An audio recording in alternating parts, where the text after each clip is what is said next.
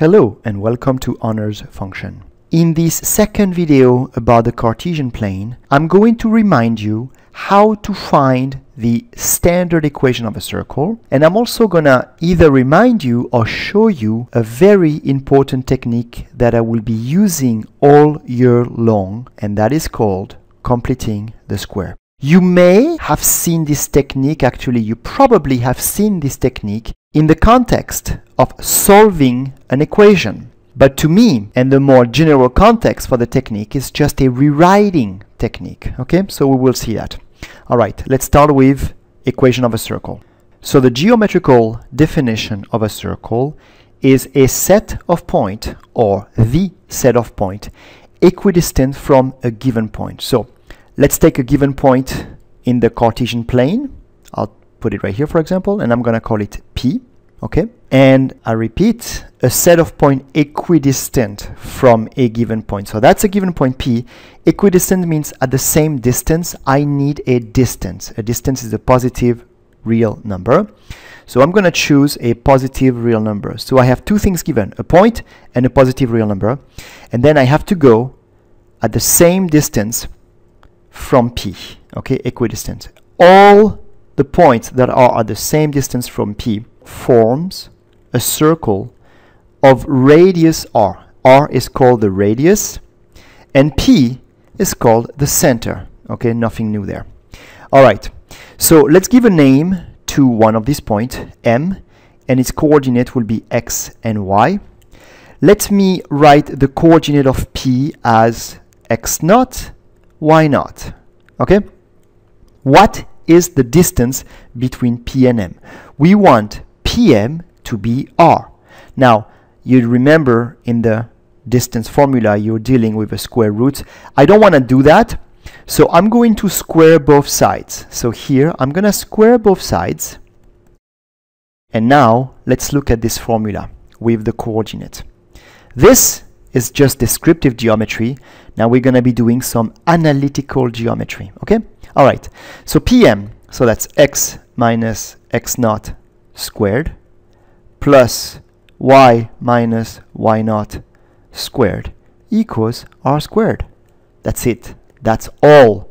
This is what we call a standard equation of a circle. The center of the circle is, I guess I should have used the letter C, but hey, it's too late now. X naught, y naught. Careful right here. What you're reading is not the radius. You're reading the square of the radius. Okay, that's the center. And the radius of the circle is C. All right, let's go over the first example. So number one, find the standard equation of a circle with center -3, 2 and radius 4. That should be really straightforward. X minus -3, x plus 3 squared plus, it's a plus, it's a distance formula, and the distance formula comes from the Pythagorean theorem, right? Pythagorean theorem, remember? Plus y minus 2 squared equals, that's r, right? This is r. So you take r squared, and that's 16. That's it. Done. All right. I'm going to let you do number 2, and I'm going to do number 3. Number 3. Find the standard equation of a circle if -4, 6, and 2, -2 are the endpoint of one of its diameter. What's going on here? I don't need to do a picture, but again, you know, I like to do a picture to quickly check what's going on. So -4, 6, I'm going to place it maybe right here, -4, 6, and 2, -2 right there. So what's going on with these 2 points? They are the endpoint of one of its diameter. Okay, it has, a circle has many diameter, an infinite number of diameter. Here, check it out. Here's the diameter. I'm not sure it goes through 0, 0 here. Okay, I have no idea. It doesn't matter here. And I need to find the equation of a circle. Now, there can only be one circle that has this segment as one of its diameter. I could try to draw it right here. It's not very good. Okay, but here's a circle. How do you find it? What do you need for a circle? Well, you need two things, right? You need the center, and you need a number called the radius right here. The center. How are you going to find the center? Well, the center is going to be the midpoint of the diameter. So let's go. midpoint, average of the x, average of the y. Average of negative 4 and 2. So negative 4 plus 2 is negative 2 divided by 2, negative 1. Here we go. Average of the y. Let me erase that. 6 and negative 2, 4 divided by 2, 2. Here we go. That's my center. Negative 1, 2. That's a center. I'll call it P. I can start writing the equation of the circle. X plus 1 squared plus y minus 2 squared equals, and now I need the radius. How am I going to find the radius? Well, either you look at the distance between these 2 points, and that's r, or you look at the distance between these 2 points, but you got to be careful. That's a diameter. Therefore, that's 2r, right? That's a diameter. You would have to divide it by 2. All right. Let me look at the distance between these 2 points right here.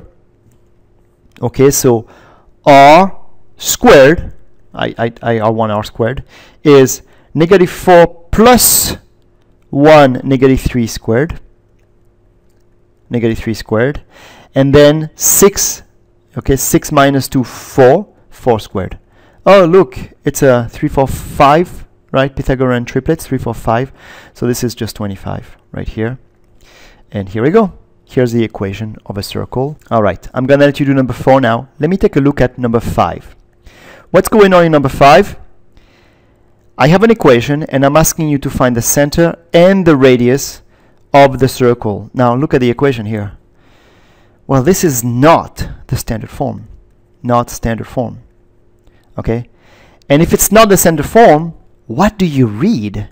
I don't know what I'm reading here. If you give me the standard form, I can read the center and I can read the radius. Here, I don't know what to read. We need to write that in standard form, okay? We need to write that in standard form. How do we do it? We need to complete the square for x and complete the square for y. Let's now look at completing the square. So completing the square is just a rewriting of an expression that contains a quadratic term in x, or in y, or in t, depends on the name of the variable, right? This is a quadratic term in x, and I said term, therefore I'm ready to add, right, not multiply. A is called the coefficient of the quadratic term, and x is just a variable. So whenever you have a quadratic term in x and a linear term in x, okay, here's a linear term in x, you can rewrite it in a way that has only, here you see 2 places where the x's are, right? You can rewrite it in a way that will only have one x in the entire expression. Okay, so I'm looking for an expression right here that will have only one x, all right? So how do we do that? Let me take a very concrete example. Let me look at x minus 4 squared. All right, you all know the formula. X minus 4 squared is x squared minus the double product, 8x, plus 16. Okay, now let me solve this identity for this term right here. So what do we have? We have x squared minus 8x is equal to what? Just move that there, right? So it's equal to x minus 4 squared minus 16. That's it, guys. This is how we rewrite an equation. Check it out. Here's the quadratic term in x squared. Here's the linear term. And here's what I do. All right. Let me do that with a, b, and c with letters now. Okay, check it out. Let's expand x minus a squared. Or I could take plus. You will see it's the same formula, okay? So here is x squared minus 2ax plus a squared. All right. Now, let's solve the equation for these 2 terms right here, these 2 terms. And we have that x squared minus 2ax is equal to x minus a squared minus a squared. So far, so good. All right, I'm going to do something right here. I'm going to say that this right here, I'm going to call that b. Okay, so let's set b equals 2a. If b is 2a, what is a? A is b over 2. All right? And let me rewrite this expression with this variable. What do we have? We have that x squared minus bx is equal to x minus a. So that's a 2 right here. Okay, I know it looks like an a, but I really meant a 2. Okay, so it's x minus b over 2 squared minus a is b over 2. b over 2 squared. That's it. This is one of the two formula that you use to complete your square. Okay? Let me show you what happens if inside you have a plus right here. If you expand x plus a, then this would become a plus, right? So what's going on here? So now this is a plus right here, right? And this is a plus. Now when you move the a squared, that stays a minus. That doesn't become a plus, right? And therefore you would find this formula. You would find x squared plus bx is equal to x plus b over 2 squared minus, that's still a minus, b over 2 squared. So listen up. First, the thing that is very important is that you do not need to remember that by heart. I'm going to show you. I'm going to do a few, and you will see that it is very simple to use. I am not kidding. It's very simple to use, okay? This is just half of that, and this is a square of whatever you wrote here. All right, that's the first thing I'm going to say. The second thing I want to say is, check out my notes. I've used colors here, okay? I've used color to show you how it all works.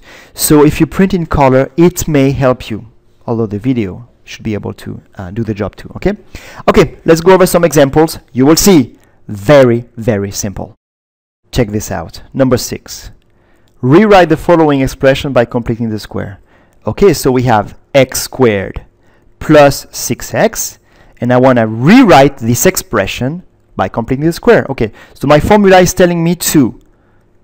I know I'm going to have a square right here. Okay, that's I remember the formula, and I know this is always a minus. This is always a minus. Then what? Then here is x. The sign inside is the same as the sign that I have right here, so it's a plus right here, okay? If I had a minus here, I would have a minus inside, okay? That's it. That's the same sign. And then what do? I take half of the linear coefficient. 6 divided by 2, 3. And right here, so here, this is to go from here to here, you divide by 2. And right here, I square whatever number I wrote here. So right here, I need to square the number. Minus 9. That's it, okay? So it's x plus 3 squared minus 9. And if you take this and you expand it, you're going to find this. That's it. Very, very simple. All right? Let's go over another example. I'm going to let you do number 7 and number 8. Let me do number 9. Look, I know that x squared plus 5x is equal to, I know that I have a square here. I know that this is a minus. And inside I have a plus. All right. X squared. So that's x right here, right? When you expand that, you're going to find x squared. Yep, got it. And then right here, I need to put half of 5. Don't write 2.5. It may not be the best way to handle this. I prefer fraction, and I know it's just 5/2. Why do I prefer fraction? Because I have no problem squaring the fraction here. Minus 25 over 4. Done. That's it. Finish. So simple.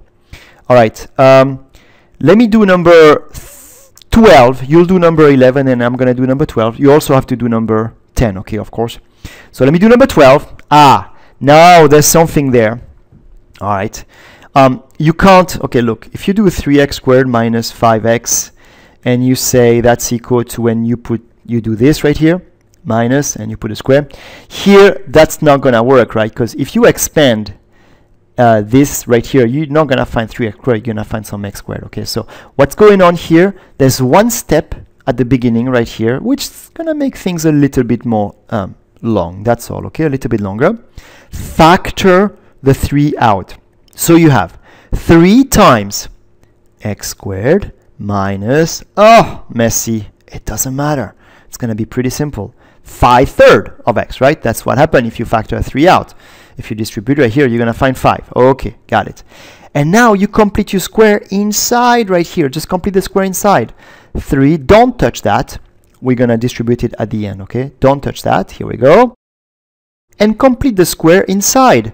So it's x minus 5/3 divided by 2. You remember how to divide a fraction by 2? You multiply the denominator by 2, right? 5/3 divided by 2, 5/6. It's 5/3 times 1/2 squared, and that's always a minus, and I'm going to square this number. I'm going to square 5/6, so it's 25 over 36. And now I need to redistribute my 3, and I'm done. So it is 3 times, careful, don't break it inside, okay? This is order of operation. X minus 5/6 squared minus, and here you would simplify this 3 and the 36, right? Minus 36 by 3 is 12, minus 25 over 12. That's it. That's how you do it, okay?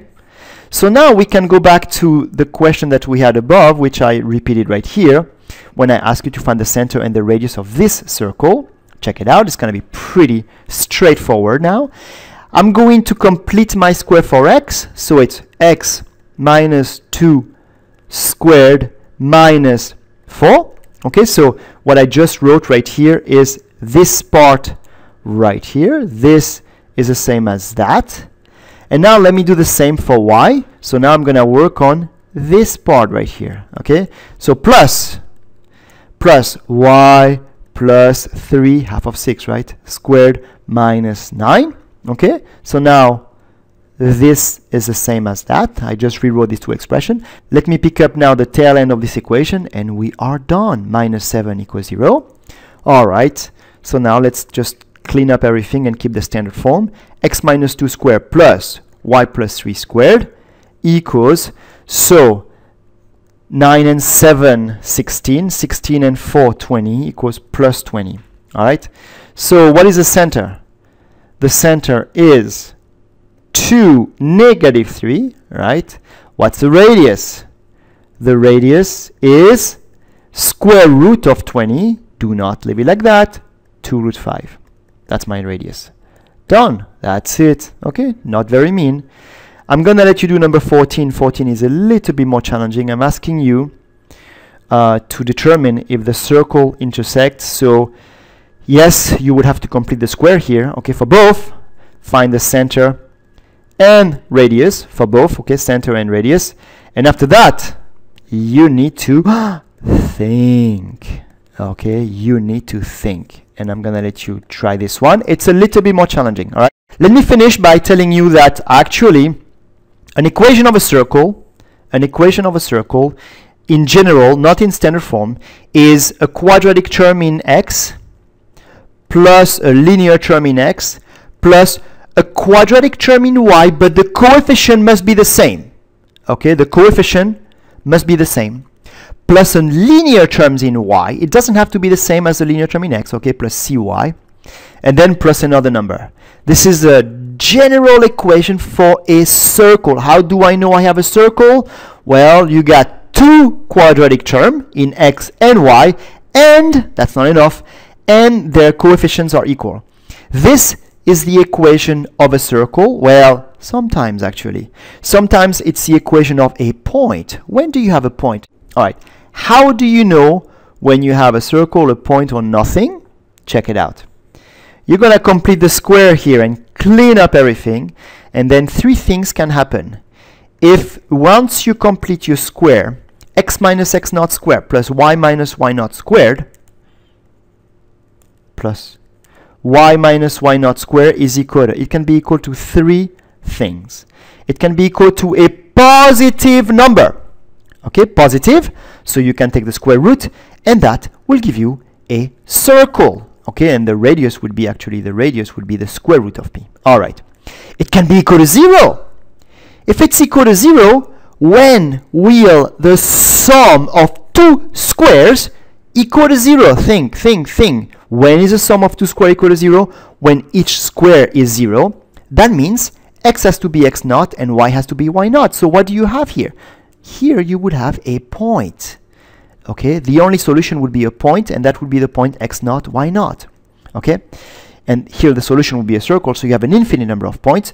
Or it could be equal to a number that is negative, and a sum of two squares couldn't be negative with real numbers, so in this case you wouldn't have any solution. Okay, all right, thank you for watching.